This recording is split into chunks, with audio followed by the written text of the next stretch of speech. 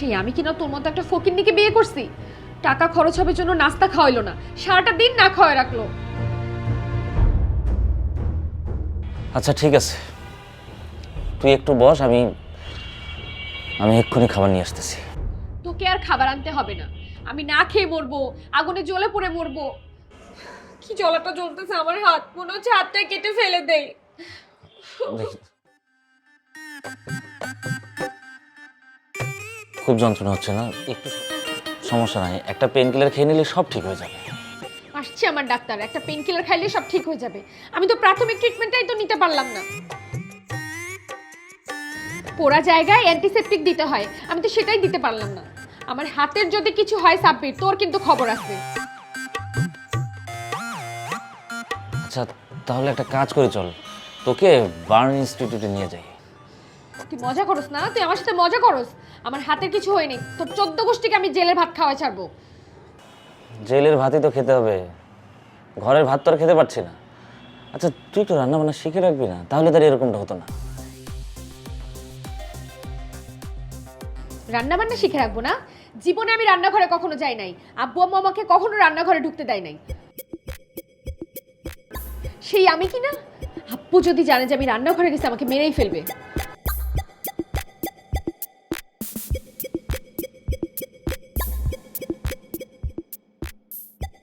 তোর মরার কোনো চান্স নেই, বুঝলি? আর তোর আব্বু কি করে জানবে? তুই তো আছিস এই বাড়িতে, আর তোর আব্বুকে জানিয়ে মরার দরকারও নেই। তার চেয়ে ব্যথাটা একটু সহ্য কর, ঠিক হয়ে যাবে। হ্যাঁ, সব সহ্য করার জন্যই তো এই বাড়িতে আসছি। আগুনের ছ্যাঁকা সহ্য করব, ওই দজ্জাল মহিলার বকাবকি সহ্য করব, ক্ষুধার যন্ত্রণা সহ্য করব। কত করে বললাম বাইরে থেকে খাবার আনা না, বাইরে থেকে খাবার আনলে কেমন দেখায়? সবাই না খেয়ে থাকবে আর আমরা খাবো, কেমন দেখায়? এখন সবাই খেয়ে বসে আছে আর আমরাই না খেয়ে বসে আছি। এই মা তো রান্নাই করে নাই, আর আমরা শুধু না খেয়ে নাই, সবাই না খেয়ে আছে। জি না, সবাই না খেয়ে বসে নাই, সবাই খাইছে। তোর মা গোপনে রান্না করে সবার ঘরে ঘরে গিয়ে দিয়ে আসছে, আমি নিজের চোখে দেখে আসছি। কি বলিস তুই? না না, মা এরকমটা করতে পারলো? এরকম খাবার কষ্ট আমি জীবনে করি নাই। তোর মাকে আমার চেনা হয়ে গেছে। ওই মহিলাকে যদি আমি এর জবাব না দিছি, আমার নামও মিথিলা না। আর তোকেও ছাড়বো না, তুই আমাকে জেনে শুনে এইভাবে কষ্ট দেওয়ার জন্য এই বাড়িতে নিয়ে আসছিস।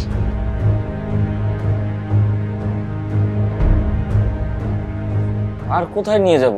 আর তুই তো আমার সবকিছু জানিস, আর তোর সবকিছু জেনে শুনেই তুই আমাকে বিয়ে করছিস। সেটাই তো ভুল করছি আমি। আমার তো আর যাওয়ার জায়গা ছিল না। বাবা বিয়ে ঠিক করলো আর আমিও তোর কাছে এসে পড়লাম। একটু সময় নিলেই পারতাম, এক তুড়ি বাজালে আমার পেছনে ছেলের লাইন দাঁড়ায় যাইতো।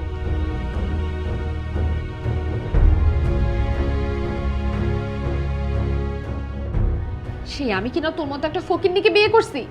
টাকা খরচ হবে জন্য নাস্তা খাওয়াইলো না, সারাটা দিন না খাওয়াই রাখলো।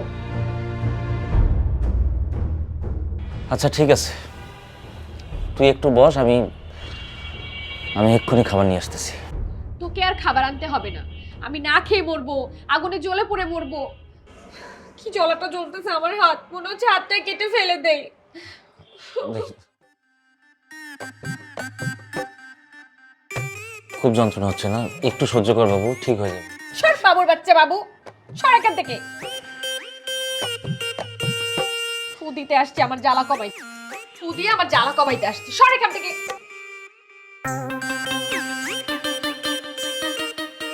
দূরে যা, এখান থেকে দূরে যা, আমার চোখের সামনে থেকে যা।